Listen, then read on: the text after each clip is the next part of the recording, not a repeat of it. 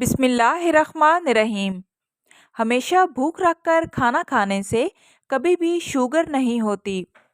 खाना गरम गरम नहीं खाना चाहिए, इससे मैदे को हजम करने में ज़्यादा मेहनत करना पड़ती है।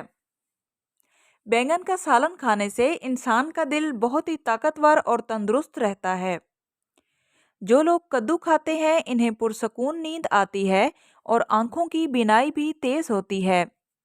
मच्छरों को भगाने के लिए जैतून के तेल में अदरक का रस मिलाकर कमरे में स्प्रे करें। छींक रोकने से जिस्म में दर्द रहता है और जहनी खराबियां भी पैदा हो जाती हैं। पेशाब रोकने से पथरी, बेचैनी और घबराहट की बीमारी हो जाती है। सोने वाले तकिए के कवर को हफ्ते में एक बार ज़रूर धोना चाहिए। इससे आपके बाल बहुत मजबूत रहते हैं और जरासीम से पाक रहते हैं। अगर किसी को बहुत ज़्यादा मूंगफली खाने की आदत हो तो इसका वज़न भी बढ़ सकता है। मूंगफली खाने से हाजमा की ताकत बढ़ती है और जल्दी भूख लगती है।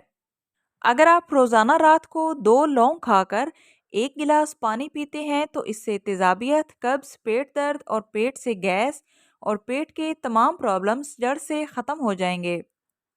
ताज़ा सेब के रस में स्याह मिर्च, ज़ीरा और नमक का सफूफ छिड़क कर पीने से भूख में इजाफा होता है और मैदे को तक़वियत मिलती है। मूली मैदे में तेज़ाबियत को कम करती है और सीने की जलन का खात्मा करती है। घुंघरियाले बालों के लिए विटामिन ई कैप्सूल 3 अदद और आधा चम्मच एलोवेरा जेल 1 कप पानी में मिलाकर बालों पर स्प्रे करें।